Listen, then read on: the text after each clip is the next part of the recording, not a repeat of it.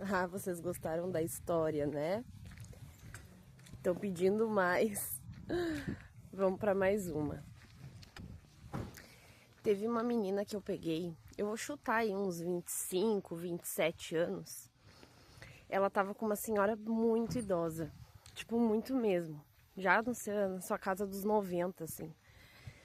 E ela me contou que ela perdeu a avó dela muito cedo. Se eu não me engano, com 13 ou 16 anos, eu não lembro muito bem. E aí, quando ela perdeu a vozinha dela, ela decidiu que a missão de vida dela, ela sabia, ela sentia dentro dela, que era trabalhar com gente idosa. Então ela fez curso, né? Ela sempre foi cuidadora de idoso. E aí ela foi trabalhar numa clínica geriátrica. E nessa clínica geriátrica, ela cuidava lá dos vozinhos, das vozinhas. E tinha uma senhora específica que ela tava criando ferida no pé. E aí ela ligou pro filho dessa senhora para que ele levasse ela no médico, porque o pé dela tava muito ruim. E aí ela foi chamada pelo dono da clínica geriátrica, aqui em Gravataí, no Rio Grande do Sul. Não sei qual é a clínica. Que aí o dono falou pra ela assim, ó, que ela tava demitida. Porque ela não tinha o direito de ligar pro filho de um paciente para comunicar nada. Sendo que aquela idosa precisava de cuidados médicos e a clínica não dava esse suporte. E diz que lá era assim, ó. Eles largavam a comida lá. Se o idoso conseguia ou não comer, problema dele. E aí ela disse que ela era a única pessoa que dava comida na boca dessa senhora. E essa senhora se dava muito bem com ela, gostava muito dela. E ela não tinha, assim, nada grave, assim, ela... Parece que ela tem um leve Alzheimer, sabe? Mas nada muito grave. Tipo, não é aquele Alzheimer agressivo que bate nas pessoas. Aí ela disse que contou pro filho dessa senhora que ela foi demitida porque ligou pra ele. E aí o filho disse assim: ah, eu queria que tu continuasse cuidando da minha mãe. Será que não tem como tu levar minha mãe pra tua casa? E ela disse assim: tem. Aí ele falou assim, ó, o dinheiro que eu pago na clínica, eu te dou pra te cuidar da minha mãe. E ela, não, o dinheiro que tu vai me dar da tua mãe, a gente vai fazer um quarto pra ela, então. E aí diz que ela já tá com o quarto quase pronto, né, com ar-condicionado, cama, roupeiro, tudo do bom e do melhor pra senhorinha. E essa corrida eu peguei, e tava ela e a senhorinha e o filho dela, que também é autista, ele é pequenininho, ele tem uns 7 anos. E também é autista, igual o B. E aí eu conversei muito com ela, era uma corrida mais ou menos longa, assim. E eu conversei muito com ela, e ela me contou essa história. Aí ela me contou que durante a vida da senhora toda, a veinha não conhecia a praia. Cara, a gente morreu rindo, porque ela disse que levou a vozinha na praia, e a vozinha chegou lá e começou assim: nossa, vocês estão tudo pelada? Mostrando tudo, não pode andar pelada, não pode mostrar tudo. E aí a gente se matava rindo. E eu dizia assim, mas vó, porque ela foi do meu lado, né, no banco da frente. E eu dizia assim, vó, na praia é normal as pessoas andar de biquíni, né? Que é tipo uma calcinha, um sutiã. E ela, isso é uma pouca da vergonha, isso é um absurdo, não sei o quê. Falando assim. E a gente riu muito naquela corrida, sabe? Pessoas assim maravilhosas. E aí eu brinquei com ela, eu falei assim, vó, vou lá tomar chimarrão com a senhora. E ela, vai minha filha, vai mesmo. E tudo que a guria me contava assim a respeito dela, ela dava risada como se fosse assim a melhor coisa do mundo tá com aquela menina. E aquela menina ser mãe de um autista. E às vezes eu olho pra minha vida e eu digo assim, nossa, eu não tenho tempo pra nada, né? Porque o Bernardo, ele tira muito meu tempo. E aquela menina, ela tá na mesma situação.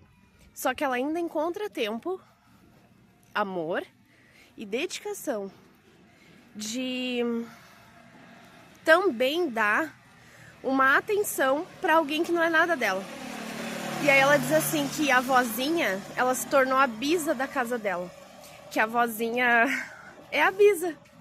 é da família. Ela trata aquela avó como se fosse a avó dela. E ela faz de tudo por aquela vozinha, como ela fazia pela avó dela, sabe? Olha ali, gente, igual que eu tava, ó. Depois eu vou fazer um vídeo pra vocês contando por que eu entreguei o carro.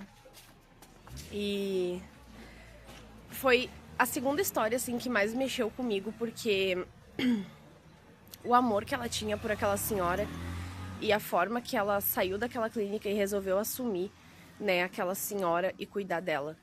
Então isso também mexeu muito comigo. E é isso, essa é a história da menina e a sua bisa adotada. Eu vim aqui no mercado fazer um favor pra minha mãe, que ela me pediu pra depositar um dinheiro, já continuo, peraí. E tem muitas outras histórias. Tem a história do... Eu peguei 2 casais, né? E a guria era tri... E ela falava assim, eu queria ter passado ali pra olhar o bonitão. E o namorado dela atrás de mim sentado. Vou contar pra vocês também. Tem várias histórias, assim, bem legais, sabe? De superação, de dedicação, de pessoas que fazem pelos outros, sabe? É muito legal. E é isso, gente, assim... Aí a guria me contou que a vida dela agora... Ela é casada, pra te ter uma noção, ela tem marido, tipo, moram junto. E o marido diz que adora a vozinha. E eu achei muito bacana essa história, sabe? Porque às vezes a gente não cuida dos nossos parentes, mas existem pessoas que cuidam de pessoas que não são nada delas. Por amor mesmo ao que fazem, por amor à profissão, porque é missão, porque Deus colocou aquela menina aqui pra isso. E talvez o dia que essa vozinha partir, que não tá muito longe, né, pela idade dela, mas ela é forte até, sabe? Ela caminha com ajuda e tal, mas o dia que ela partir, assim, eu tenho certeza que ninguém é substituível, né? Ninguém é substituível, mas eu tenho certeza que ao longo do tempo, ao longo dos anos da vida dessa garota, Deus vai colocar muitas pessoas ainda assim pra ela cuidar. Porque de verdade ela ama o que ela faz, sabe? Eu acho lindo quando a pessoa é nova e ela entende desde cedo, assim, pra que ela veio, pra que ela tá aqui. Porque pra mim, por exemplo, foi muito difícil entender a minha missão. Foi muito difícil entender o que eu tô fazendo aqui. E às vezes eu ainda me sinto um pouco perdida. E aquela garota, ela tinha certeza, sabe? Do pra que ela tava aqui, do pra que ela nasceu. E ela falava com tanta convicção, sabe? É a minha missão, eu amo isso. E eu faço isso com uma facilidade, com a maior naturalidade do mundo. E eu acho tão bonito quando as pessoas, elas enxergam, assim, elas conseguem enxergar na própria vida, sabe? O porquê delas estarem aqui e fazer aquilo com dedicação, com amor e com carinho. Eu acho que essa é uma das partes mais bonitas da vida. É quando a gente entende o nosso propósito, por que a gente tá aqui e coloca isso em prática na vida sem reclamar. Porque em momento nenhum ela reclamava, ela só ria. Foi uma corrida assim de uns 25 minutos, sabe? Que a gente deu muita risada, principalmente com a história da praia, porque o jeito que ela contava era muito engraçado. Ainda falei pra ela assim, se eu gravasse essas corridas ia ser muito engraçado, cara. Só que eu ainda não aprendi a fazer isso. E não tô mais com o carro, né? Eu devolvi o carro pra locadora, que aquele carro eu tinha alugado pra voltar a fazer Uber. E depois eu conto pra vocês. Calma, coração. Uma coisa de cada vez. E eu aproveitei que eu saí assim esse pouquinho pra contar essa história pra vocês, porque eu entrei aqui no TikTok e tinha um comentário na história, na primeira história. Tinha um comentário assim, eu amei, conta outras. E eu disse, é verdade, eu tô devendo a história da vozinha. Eu disse, eu vou gravar hoje. Aí minha mãe disse assim, tu vai ali no mercado pra mim depositar um dinheiro? Eu digo, vou. Só que daí eu fui me arrumar, né, pra mim poder sair de casa, porque eu tava de pantufa e pijama. E aí eu peguei e vim e disse, vou aproveitar o caminho, né, que a gente não faz nada no caminho, né. Eu disse, vou aproveitar e vou contar essa história que marcou muito, muito mesmo.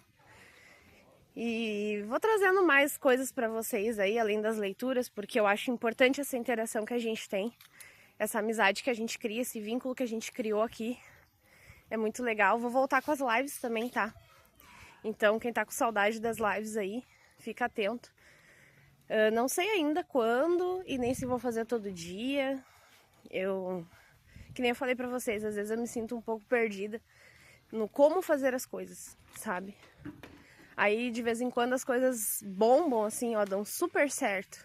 Aí, do nada, tudo para. E eu fico meio confusa. Eu me pergunto assim, nossa, será que eu tô fazendo certo? Porque tava tudo indo bem e, de repente, as coisas deram uma parada, assim. E aí eu fico questionando, sabe, se tá certo, se eu tenho que mudar alguma coisa. É onde eu vivo falando, né, amanhã eu tô aqui, aí eu sumo um mês. E é por aí, mais ou menos, que acontecem as coisas. Mas a gente vai conversando ao longo do tempo aí, vou contando pra vocês, trazendo as histórias aí do Uber pra vocês. E teve o dia também que eu fui levar o Bernardo pra fazer uma ressonância com sedação, foi bem difícil. Até agora que tá saindo os roxos do meu braço, porque ele me beliscou bastante naquele dia.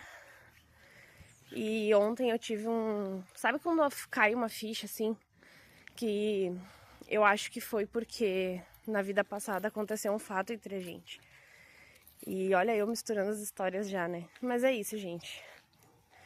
Esse vídeo aqui era pra contar a história dessa menina e da vozinha que eu prometi que eu ia contar. E aos poucos eu vou lembrando das outras e aí eu vou trazendo aqui pra vocês. Foram 30 dias de corridas, né? Um mês aí de corridas. Batemos platina e aí eu entreguei o carro. Mas tá tudo certo. E continuamos nosso tarô. Na verdade nunca paramos, né? Nosso tarô. Mas a gente deu essa pausa aí, não foi muito legal. Acho que Deus não queria, né, que eu misturasse muitas coisas. E a gente tem que saber separar as coisas também. Então é isso.